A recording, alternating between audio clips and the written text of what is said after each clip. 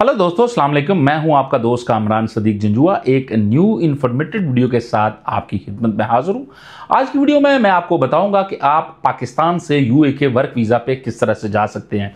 UA का work visa लेने के लिए क्या ऑप्शंस आपके पास होते हैं। अगर आप में से कोई भी व्यूअर्स यूए के वर्क वीज़ा पे जाना चाहता है, चाहे वो स्किल्ड पर्सन है चाहे वो अनस्किल्ड पर्सन है, तो वो यूए के वीज़ा पे किस तरह से जा सकता है। वीडियो बहुत ही इंफॉर्मेटिव है उन लोगों के लिए जो लोग भी यूए का वीज़ा अप्लाई करने जा रहे हैं या फिर वो यूए का वीज़ा तलाश करने जा रहे हैं। सो इस वीडियो को आप लोग एंड तक जरूर देखें, क्योंकि इस वीडियो में आपको प्रॉपर इन्फॉर्मेशन मिलेगी कि आप किस तरह से पाकिस्तान से यूए का वर्क वीज़ा हासिल कर सकते हैं। वीज़ा की क्या रेशोज है, बहुत से लोग इस चीज़ को लेकर भी कंफ्यूज होते हैं कि क्या यूए का वीज़ा लगेगा निकलेगा, इसकी क्या अपडेट्स हैं, जो कि आज की वीडियो में मैं आपको बताऊंगा। जो भी दोस्त मेरे चैनल पे नए हैं उनसे रिक्वेस्ट है कि आप चैनल को सब्सक्राइब करें, वीडियो को लाइक करें और कमेंट्स में आपका कोई भी सवाल होता है वो आप मुझसे पूछ सकते हैं। यूए का जो वर्क वीज़ा है उसको लेने के लिए जो आपके पास ऑप्शंस आ जाते हैं वो ये है कि आप या तो किसी ऐसे ट्रैवल एजेंट से कांटेक्ट करें जो कि यूए के वीज़ा सेल्स करते हैं।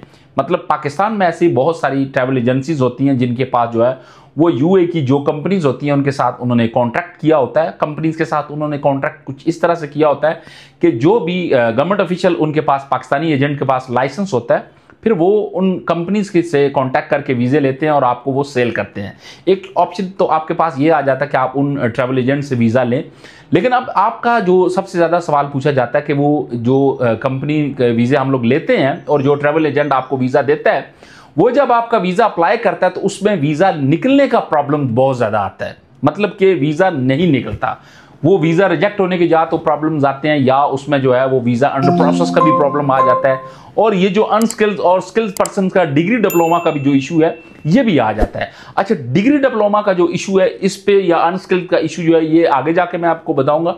वीज़ा ना निकलने की बड़ी वजह क्या होती है वो मैं आपको पहले बता देता हूं। आप में से बहुत से लोग जो है वो जब किसी ट्रैवल एजेंट से कांटेक्ट करते हैं या इवन जो बंदा यूए के अंदर मौजूद होता है उससे भी जब आप लोग वीज़ा अप्लाई करवाते हैं, किसी भी कंपनी का वीज़ा लगवाना चाहते हैं, तो वो वीज़ा आपका नहीं लगता है, रिजेक्ट होता है या वो अंडर प्रोसेस में चला जाता है या आपका ऑफर लेटर ही टाइप नहीं होता। वो दरअसल उन कंपनीज में वीज़ा आपका अप्लाई कर रहे होते हैं जो छोटी कंपनीज होती हैं। मतलब जिन अरबाब ने या जिन कंपनी के मालिकान ने जो है वो लाइसेंस लिए हैं और उस लाइसेंस पे यानी कि जो बिजनेस लाइसेंस है, जो उनका कारोबार है वहां पे, या जो उन्होंने इंडस्ट्री लगाई है, जो उन्होंने शॉपिंग प्लाजा लगाया है, या जिस भी कंस्ट्रक्शन की कोई उन्होंने अगर कंपनी बनाई है वहां पे यूए के अंदर, तो वो क्या होता है कि वो छोटी कंपनी होती है और उस कंपनी के जो मालिकान होते हैं वो दरअसल अपने जो एम्प्लॉय होते हैं उनके वीज़ा जो है वो आज़ाद सेल करना शुरू कर देते हैं। मतलब कि एक बंदा है जो यहाँ पे यूए के अंदर कंपनी का ऑनर है और उस कंपनी के ऑनर के पास जो है वो 10 बंदों का कोटा है। अब उसने किया क्या हुआ है कि उसने ऑलरेडी 8 बंदों को तो वीज़ा दिया हुआ है जो कि ऑलरेडी यूए के अंदर जो है वो आज़ाद वीज़ा पे काम कर रहे हैं। मतलब उस बंदे के पास काम नहीं कर रहे, कहीं बाहर काम कर रहे हैं। जब वो 9वें बंदे का वीज़ा अप्लाई करता है या जब वो 7वें बंदे का वीज़ा अप्लाई करता है या जब वो 6ठे वीज़ा अप्लाई करता है 6ठे बंदे का, तो उसमें फिर उसका वीज़ा नहीं लगता। उसमें इसलिए वीज़ा नहीं लगता कि यूए गवर्नमेंट जो है वो पिछले कुछ टाइम से जो है छोटी कंपनीज के जो वीज़ा हैं उनको रोक रही है। ऐसी कंपनी होल्डर के लोगों के वीज़ा रोक रही है जो अरबाब या जो कंपनी मालिकान है वो अपने एम्प्लॉय की जो सैलरी है वो अकाउंट में नहीं डाल रही, या ऐसे, क्योंकि यूए गवर्नमेंट के पास तो हर कंपनी के रिकॉर्ड होता है, हर मालिक का रिकॉर्ड होता है, हर एम्प्लॉय का रिकॉर्ड होता है, या वो कंपनी वाले सैलरी अपने अकाउंट्स में नहीं डालते या उनको सैलरी टाइम पे देते नहीं है, या जो उनके लोग हैं वो कहीं बाहर काम कर रहे हैं। अब जब वो बाहर काम कर रहे हैं, लाजम बात है जो कंपनी का मालिक है वो तो सैलरी नहीं डालेगा क्योंकि वो जो एम्प्लॉय है वो बाहर से काम कर रहा है। तो इसलिए जो भी ऐसी कंपनी या जो भी ऐसे मालिकान जो वीज़े बाहर सेल करते हैं या देते हैं या छोटी कंपनीज हैं उनमें आपका वीज़ा नहीं लगेगा। इसलिए आप किसी बड़ी कंस्ट्रक्शन की कंपनी में अपना वीज़ा लगवा सकते हैं। स्किल्ड पर्सन भी अनस्किल्ड पर्सन भी दोनों का लगेगा। कंपनी को रिक्वायरमेंट चाहिए, बंदे की जरूरत है, आप वीज़ा अप्लाई आपका होगा, आपका वीज़ा लग जाएगा।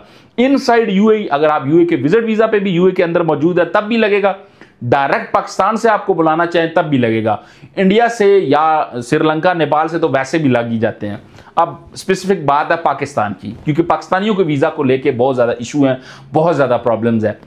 बड़ी कंपनी कोई भी है उसमें आपका डिग्री डिप्लोमा वाला यानी कि एज ए स्किल्स पर्सन आप वीज़ा अप्लाई करवाते हैं तो डिग्री डिप्लोमा अटेस्टेशन होने के बाद किसी भी कंपनी में वीज़ा अप्लाई करवाएंगे आपका वीज़ा बिल्कुल लगेगा। छोटी कंपनीज का वीज़ा नहीं लगेगा। हाँ, अलबत्ता कुछ ऐसी छोटी कंपनीज हैं जिन्होंने जो है वो अपनी जो लेबर्स हैं वो अपने पास रखे हुए हैं, वो अगर दोबारा किसी बंदे के लिए रिक्वायरमेंट मंगवाते हैं, यानी कि दोबारा किसी बंदे को यूए में मंगवाते हैं, तो वो वीज़ा अप्लाई करते हैं, उनका भी लगेगा।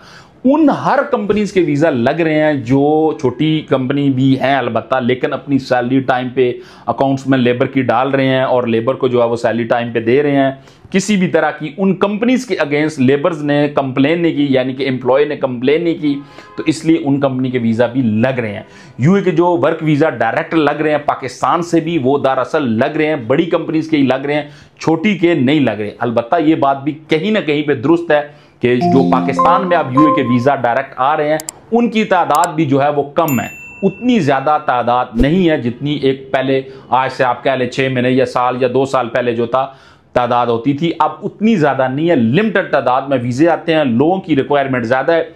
इस वजह से जब आप वीज़ा अप्लाई करने के लिए जाते हैं तो आपकी जो डिमांड्स होती है वो ऑलरेडी जो है वो पूरी कर ली जाती है किसी और बंदे से। इस वजह से आपको ये फिर लगता है कि ये यूए के वीज़ा जो है वो बंद है। यूए के वीज़ा किसी भी जगह पे अनाउंसमेंट करके बंद नहीं किए गए।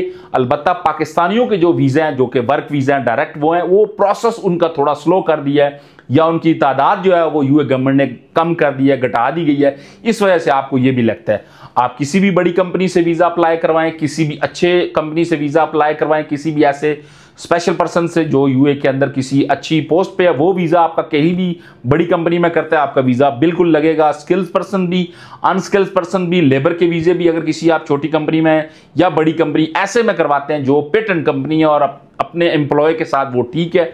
मैं नहीं समझता कि आपका वीज़ा रिजेक्ट होगा, और उस कंपनी के पास जो लेबर की जो रिक्वायरमेंट है वो आपको बुलाए, आपका वीज़ा अप्लाई होने के बाद लगेगा। एक तो तरीकाकार ये है कि आप ट्रैवल एजेंट से वीज़ा लें। दूसरा तरीकाकार आपके पास ये भी है कि आप किसी ऐसे पर्सन से भी अपना वीज़ा अप्लाई करवा सकते हैं जो यूए के अंदर मौजूद हो, या ऐसी यूए की कंपनी से भी आप वीज़ा अप्लाई करवा सकते हैं जिसके साथ आपकी कहीं ऑनलाइन बातचीत चल रही है, किसी भी ऑनलाइन प्लेटफॉर्म से आपकी उनसे बात चल रही है, और वो आपको कहते हैं कि हम आपको जो है वो ई वीज़ा के थ्रू, यानी कि जो एंट्री परमिट है उसके थ्रू यूए के अंदर बुला लेंगे। तो आपका वो भी अगर वीज़ा अप्लाई करते हैं तो आपका वीज़ा लगेगा।